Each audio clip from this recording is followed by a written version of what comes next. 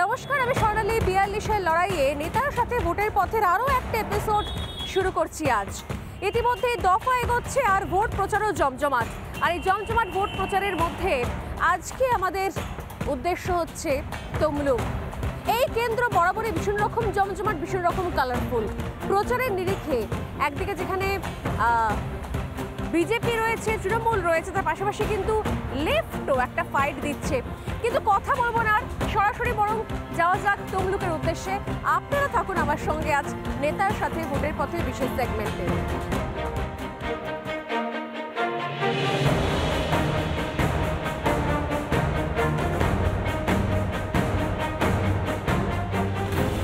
বাম প্রার্থী সায়ন ব্যানার্জি, তিনিও কিন্তু এই লড়াইয়ের ময়দানে রয়েছেন।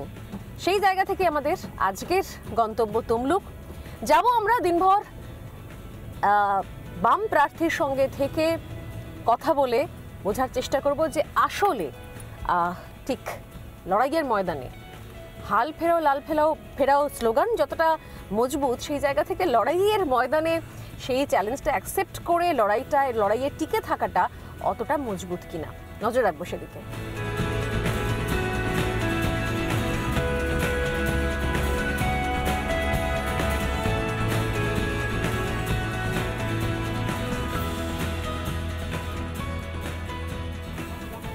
চলে এসছি আমরা ফাইনালি এই তমলুক লোকসভা কেন্দ্রে, এবং এই কেন্দ্রের যিনি প্রার্থী সায়ন ব্যানার্জি, একেবারেই তরুণ সেই প্রার্থী, সেই সায়ন ব্যানার্জির আপাতত প্রচার চলছে এক এক জায়গায়। গোটা তমলুক লোকসভা কেন্দ্রের বিভিন্ন জায়গাগুলো যতটা সম্ভব এই অল্প সময়ের মধ্যে সায়ন নিজের মতো করে কোথাও ঘুরে বেড়ানোর দেখার, মানে একটা করে সেখানে কথা বলার চেষ্টা করছে, বিভিন্ন জায়গায় যাচ্ছেন।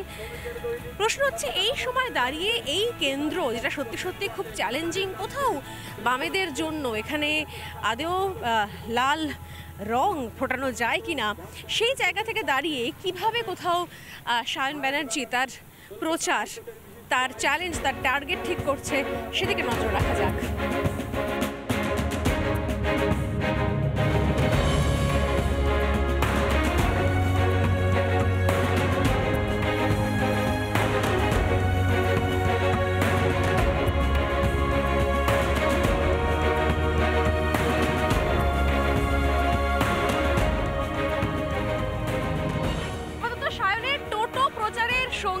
আমি সরাসরি সায়নের সঙ্গে কথা বলবো।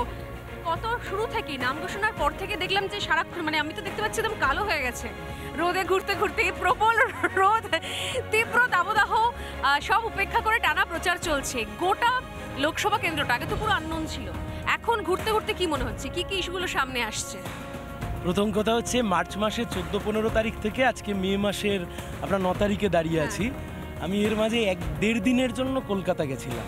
বাকি প্রতিদিন প্রচার কাজ, প্রতিদিন নিরন্তর প্রচার কাজ, এবং একদম গ্রামে বাড়িতে বাড়িতে গিয়ে মানুষের কাছে পৌঁছে যাওয়া, হাটে বাজারে পৌঁছে যাওয়া, সেই প্রচার কার্য করেছি। এর আগে প্রচুর কর্মসূচিতে এ জেলায় আসার অবস্থা হয়েছে, সৌভাগ্য হয়েছে, ইনসাফ যাত্রায় হেঁটেছি।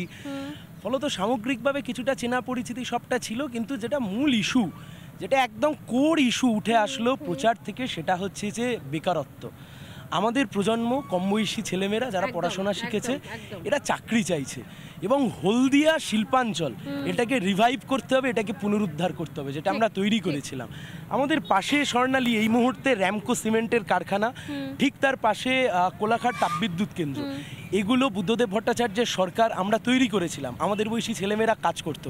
কিন্তু দুর্ভাগ্যের হলেও সত্যি তারপরে পূর্ব মেদিনীপুরে আর নতুন করে কিছু হয়নি। হলদিয়ার পরে এখানে প্রচার করতে করতে মানে ধোঁয়া টোয়া দেখতে পাও, অনেকে আজকাল প্রচার করতে গিয়ে দূর থেকে ধোঁয়া দেখতে পান। আমরা এখান থেকে যে ধোঁয়া দেখতে পাই, সেই ধোঁয়া বামফ্রন্ট সরকারের আমলে শিল্পের তৈরি হওয়া ধোঁয়া।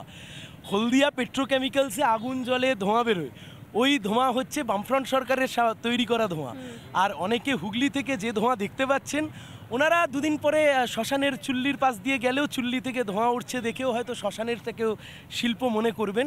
আসলে যারা রাজ্যটাকে শ্মশান বানিয়ে দিয়েছে, তাদের কাছে চুল্লিটা শিল্পই মনে হবে, সেটাই স্বাভাবিক।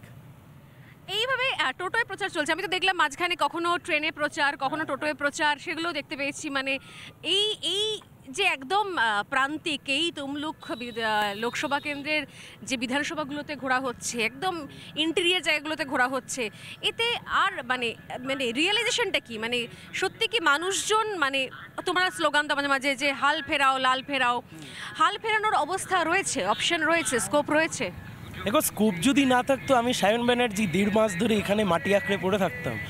আমি তোমাকে অনেস্টলি বলছি, এখন যে ট্রেন্ড, গোটা রাজ্য জুড়ে বামেদের ভোট বাড়বে, লেফটের ভোট বাড়বে, এটা ফ্যাক্ট, এটা মানে এটা হয়ে গেছে, এটা যাওয়ার হয়ে গেছে। আমরা এখানে লড়ছি তমলুক থেকে বামপন্থীদেরকে সিটটা সিকিওর করবার জন্য, জেতবার জন্য, 1 নাম্বার। 2 নাম্বার কথা হচ্ছে, মানুষ তৃণমূল এবং বিজেপি দুজনকেই ট্রাই করে দেখে নিয়েছে। আর পূর্ব মেদিনীপুরের মাটি হচ্ছে এই যে বিজেপিতে যাওয়ার যে ট্রেন্ড শুরু হয়েছিল অনেক আগে, পঞ্চায়েতের ভোটের সময়তে 2018 সাল, সেই সময় থেকে এটা চলছিল। এখন মানুষের একটা বিতৃষ্ণা চলে এসছে। এর আরও একটা বড় কারণ, যে ইডিসিবিআই বিজেপির সরকার এতদিন ধরে বলে আসলো তুমি আমাকে ভোট দিলে আমি পিসি ভাইপোকে জেল খাটাবো, আজকে পিসি ভাইপো ড্যাং ড্যাং করে বাইরে ঘুরে বেড়াচ্ছে। দিল্লির মুখ্যমন্ত্রী গ্রেপ্তার হয়ে গেল, ঝাড়খণ্ডের মুখ্যমন্ত্রী গ্রেপ্তার হয়ে গেল।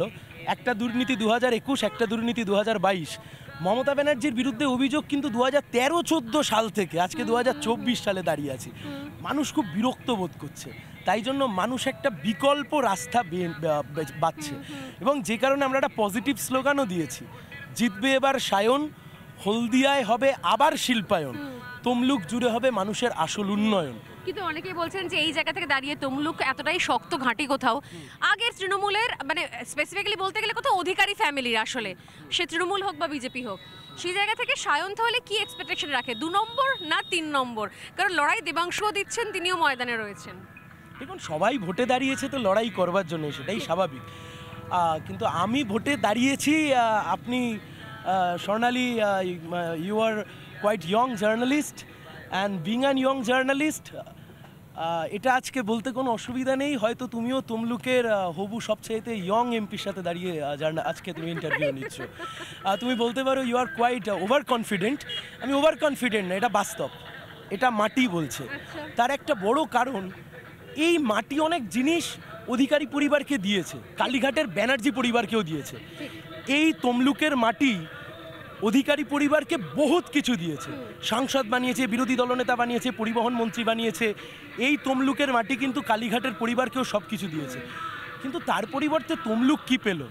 2009 সালে তুমি সম্ভবত সেই সময় জার্নালিজমে ঢুকছো, মানে সেই সময় তুমি শিক্ষা জগতে, আমিও শিক্ষা জগতে। আজকে আমরা, তুমি জার্নালিস্ট হয়ে গেলে, আমি ভোটে দাঁড়িয়ে গেলাম। নন্দীগ্রামের সেই যে শিলপুতে ছিল 2009 সালে মমতা ব্যানার্জি রেলমন্ত্রী হলেন, মুখ্যমন্ত্রী হলেন, শুভেন্দুবাবু সাংসদ হলেন, পরিবহন মন্ত্রী হলেন, বিরোধী দলনেতা হলেন। ওনার আরেক ভাই দিব্যেন্দুবাবু, তিনি সাংসদ হলেন। ওনাদের পিতা মাননীয় শ্রী শিশির অধিকারী মহাশয়, তিনি সাংসদ হলেন। আজ অবধি নন্দীগ্রামের ট্রেনটা চালাতে পারলো না।